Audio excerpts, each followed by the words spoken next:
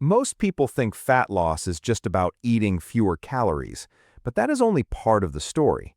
For many people, the real reason fat loss gets stuck is not willpower, and it is not discipline. It is the liver. When the liver is overwhelmed, it stops handling incoming fuel efficiently, and the body starts storing more than it burns. That means calorie cutting alone can feel like pushing a boulder uphill. Your liver is the body's traffic controller for fat, sugar, and metabolic byproducts. When it's working well, calories are used cleanly, waste is processed, and fat loss can happen in the background. But when the liver gets overloaded, that system jams up quietly. NAFLD, or non-alcoholic fatty liver disease, is the clearest example of that problem. It often develops without obvious symptoms at first, which is why so many people do not realize the system is under strain until fat loss starts failing. That's the real problem. Until liver function improves, everything else can feel harder than it should. The first step is not to repair the liver, it is to stop damaging it. A lot of people make the same mistake. They add supplements, try fasting, or train harder, but they never remove the interference that is keeping the liver overwhelmed. The result is predictable. They keep working harder on the symptom and never touch the cause. The most useful way to understand the problem is with a simple framework, C.R.A.P. It is not a medical diagnosis, it's a teaching tool, but it helps organize the main dietary stressors that keep the liver stuck. C is crude fructose load. This is the fastest way to burden the liver. When you eat sugar or refined carbohydrates, blood sugar rises, insulin rises with it, and insulin turns fat burning off. Insulin is not a fat-burning hormone, it is a storage hormone. While insulin is elevated, the body has a harder time accessing stored fat. What many people miss is what happens inside the liver. Table sugar and many refined carbs break down into glucose and fructose. Glucose can be used by muscles, the brain, and other tissues. Fructose is handled largely by the liver. That means every time you eat sugar, drink sugar, or eat refined carbs that rapidly turn into sugar, the liver has to process the fructose load directly. When that happens occasionally, the liver can keep up. When it happens all day, every day, the liver gets overloaded and converts excess fructose into fat. Some of that fat gets stored inside the liver itself. That is one of the main reasons fatty liver develops even in people who do not drink much alcohol. Refined carbohydrates make the problem worse because they have been stripped of fiber. White bread, pasta, bagels, pastries, crackers, chips, and cereals digest quickly, spike blood sugar fast, and raise insulin higher. Fiber slows digestion, slows sugar absorption, and lowers the insulin response. So the issue is not that carbs are always bad. The issue is that the wrong carbs can overwhelm the liver when fat loss is the goal. Fruit is where people get confused. Fruit has nutrients, but it also contains fructose. Not all fruit affects the liver the same way. High fructose fruits like bananas, grapes, mangoes, oranges, and pineapple can place a larger load on the liver when eaten often. Lower fructose fruits like berries, Granny Smith apples, and kiwi are easier on the system. R is reactive omega-6 load, especially linoleic acid from industrial seed oils. This is the category many people miss completely, and in many cases it is more damaging long-term than sugar. Seed oils are not gently pressed from food. They are extracted with heat, solvents, bleaching, and deodorizing. By the time they reach the plate, the fat is already damaged. The liver treats damaged fat differently. It sees it as a burden that has to be managed. Linoleic acid is the main concern here. In small amounts, it is essential, but modern intake is much higher than what the body was designed to handle. Unlike sugar, linoleic acid does not burn off quickly. It gets stored in fat tissue, stored in the liver, and built into cell membranes. That is why this problem lasts so long. Research suggests the half-life of linoleic acid in adipose tissue is around 680 days, which is close to 2 years. So even if someone stops eating seed oils today, the effects do not disappear next week. They keep affecting the liver for years. That is why people can clean up their diet, lower sugar, reduce calories, and still feel stuck. The old damage is still there. Restaurant food is one of the biggest hidden sources. Fried food is usually cooked in industrial seed oils, and the fryer oil is often reheated over and over again. That multiplies the damage. Packaged snacks, chips, crackers, salad dressings, sauces, protein bars, granola, roasted nuts, and some plant-based products can also quietly deliver the same burden. If a label lists vegetable oil, soybean oil, canola oil, corn oil, sunflower oil, or safflower oil, the liver is usually the one paying for it. A is artificial ingredients. This category is deceptive because it is often marketed as a solution: sugar-free, diet, zero-calorie, low-calorie. Those labels sound helpful, but the ingredients inside can still burden the liver. Sucralose is one of the best examples. It is a chlorinated compound, which means the body cannot simply use it as fuel. It has to be processed as a foreign substance. That matters because the liver has limited detox capacity. Every artificial ingredient that comes in uses up some of that capacity. That leaves less room for the other compounds the liver is already trying to handle. Artificial sweeteners can also backfire because the brain tastes sweetness and expects fuel, but no real glucose arrives.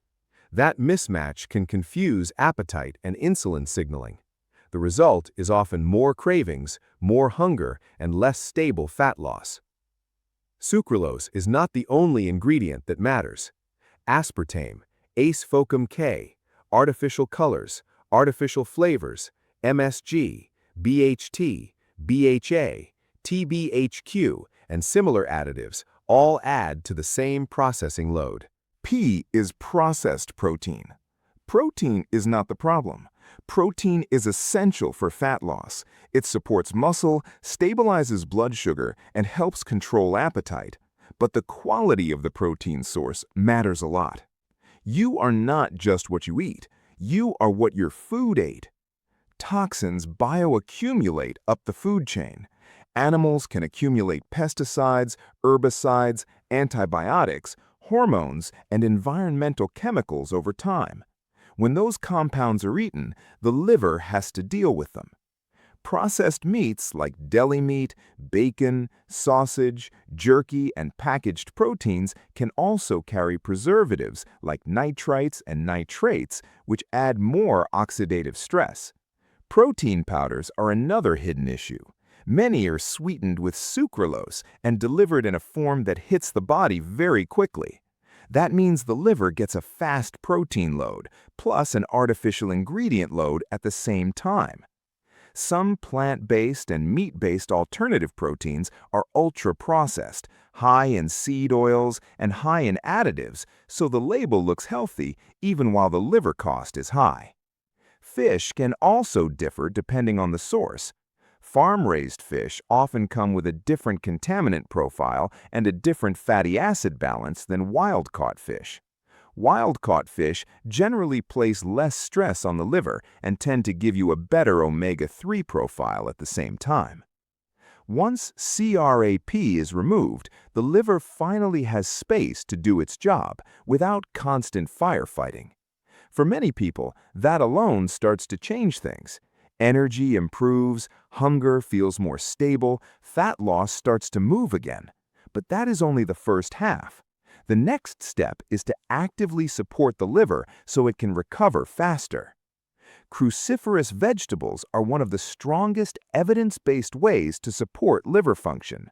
Broccoli, cauliflower, cabbage, kale, and Brussels sprouts contain glucosinolates. When they're broken down during chewing and digestion, they can form bioactive compounds like sulforaphane. Those compounds help turn on phase 2 detox enzymes, including glutathione-related pathways. That is the biological bridge behind the glutathione idea. These vegetables help the liver shift compounds into forms that are easier to clear. Clinical studies show that consistent cruciferous vegetable intake can shift detox enzyme activity within about 2 weeks. A practical amount is around 250 grams a day. Light steaming or eating them raw tends to preserve more of the active compounds than overcooking them. Leafy greens matter too. Spinach, kale, arugula, romaine, and collard greens provide fiber and micronutrients the liver uses during detox.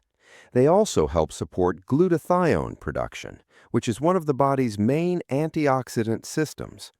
Glutathione is a major reason the liver can neutralize compounds and move them out of the body. Lemon water is better framed as a hydration ritual than a fat loss intervention. It can be a simple way to start the morning hydrated, and that may support digestion and routine, but it is not the core mechanism. The core mechanism is still the removal of the stressors and the addition of the right foods.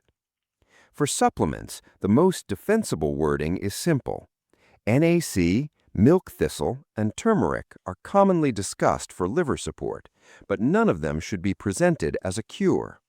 NAC is useful because it supports cysteine availability, which helps the body make glutathione. Milk thistle has a long history of liver use claims, though the clinical evidence is mixed rather than definitive. Turmeric is often paired with piperine because piperine improves absorption, but that is an absorption strategy, not proof of a direct fat loss effect. The missing piece is not a miracle pill. The missing piece is the combination of lower incoming stress, better nutrient support, and better fatty acid balance. That brings us to the stubborn part, stored linoleic acid. This is the fat that does not clear quickly even when everything else is improved. Linoleic acid can remain in the body for years, so stopping seed oils is necessary, but it is not always enough to move the system quickly. That is where omega-3s come in, especially EPA. EPA is one of the fats the body uses to build cell membranes. When EPA is present consistently, the body is more likely to incorporate it into those membranes instead of recycling the same damaged fat over and over again. Fasting helps because even a brief fast lowers insulin and unlocks stored fat. Once stored fat starts moving, the body has a chance to replace some of the damaged material with healthier material. The timeline is simple.